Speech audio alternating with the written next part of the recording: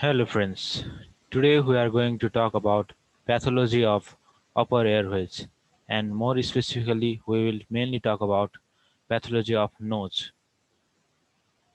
So what do you mean by upper airway? The term upper airway is used here to include the nose, pharynx and larynx and their related parts. Disorders of this structure are among the most common affliction of human, but fortunately the overwhelming majority of these disorders are more nuisance than threat. That is, they are more irritating than threatful. Nose. First of all, talking about nose. Inflammatory lesions, mostly in the form of common cold, are the most common disorder of the nose and accessory air sinuses. Most of these inflammatory conditions are viral in origin, but can be complicated by superimposed bacterial infection.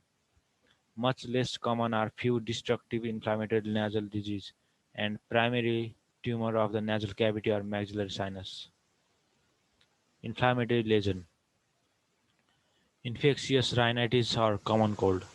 Infectious rhinitis, also known as the common cold, is caused by one or more viruses. Major offenders are adenoviruses, echoviruses, and rhinoviruses, all of which evoke a profuse catarrhal discharge. During the initial acute stage, the nasal mucosa is thickened, edematous, and red. The nasal cavities are narrowed and the turbinates are enlarged. These changes may extend to produce pharyngotonsillitis. Secondary bacterial infection enhances the inflammatory reaction and produces a mucopurulent or sometimes frankly suppurative exudate, that is, of by secondary bacterial infection.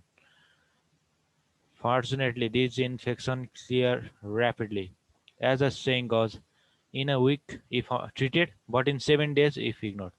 That is if we, that is Robbins trying to say that common cold will be common cold will be treated in 1 week.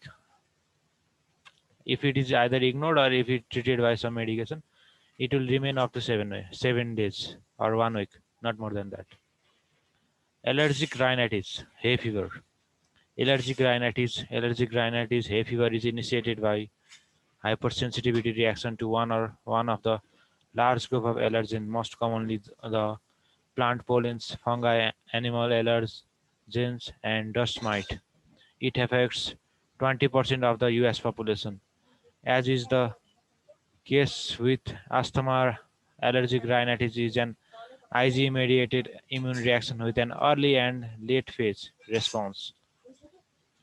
See immediate type 1 hypersensitivity. We will see in that appropriate chapter. The allergic reaction is characterized by marked mucosal edema, thickness, redness, and mucous secretion accompanied by leukocytic infiltration in its eosinophil are prominent. Very, very important. Eosinophil are prominent in type 1 hypersensitivity reaction. That is in allergic rhinitis. See picture. We'll later see picture. Nasal polyp. Recurrent attack of rhinitis may eventually lead to focal protrusion of the mucosa producing so-called nasal polyps, which may reach 3 to 4 centimeters in length. On histologic examination, these polyps consist of edematous mucosa having a loose stroma, often harboring hyperplastic or cystic mucous gland infiltrated with a variety of inflammatory cells, including neutrophil, eosinophil, and plasma cell with occasional cluster of lymphocyte. In the absence of bacterial infection, the mucosal covering of this polyp is intact, but with chronicity, it may become ulcerated or infected.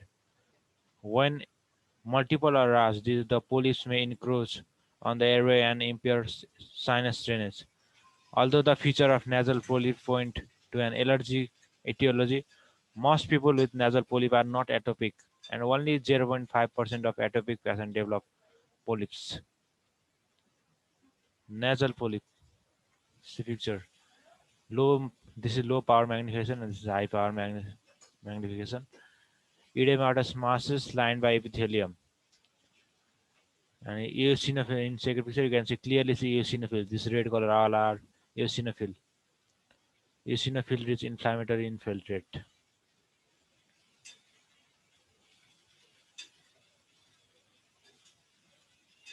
Chronic rhinitis.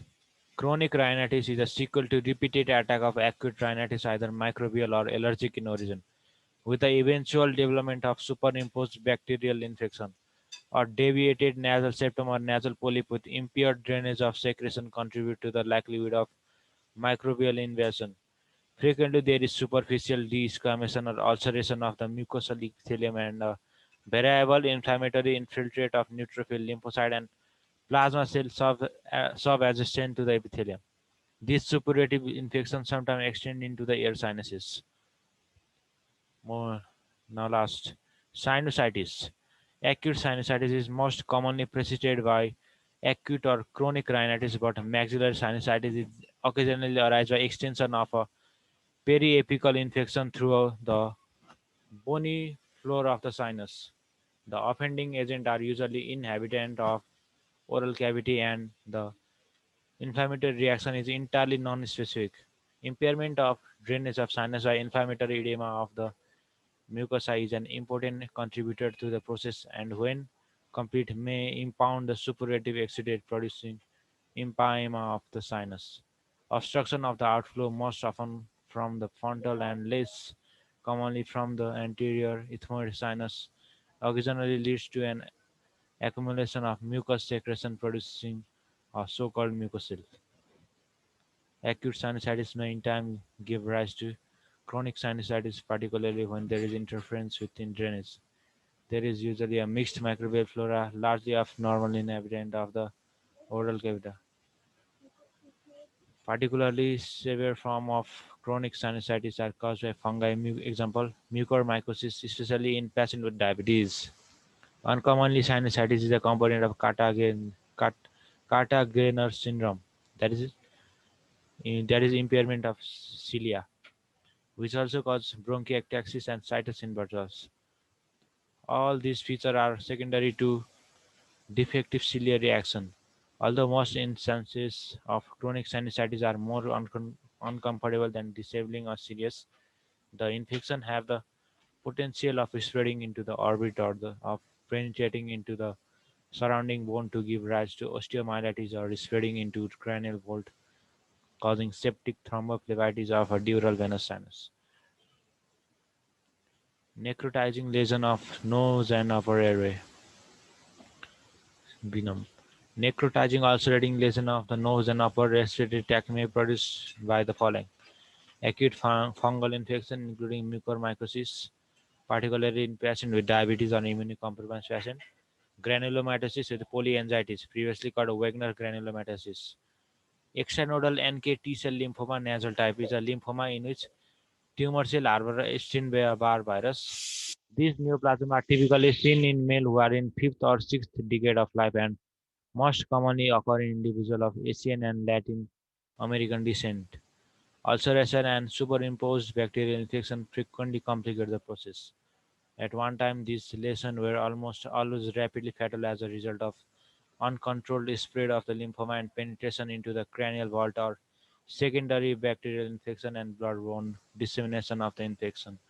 Currently, localized cases can often be controlled with radiotherapy, but relapse and recurrence remain common and are associated with poor outcome. Hmm.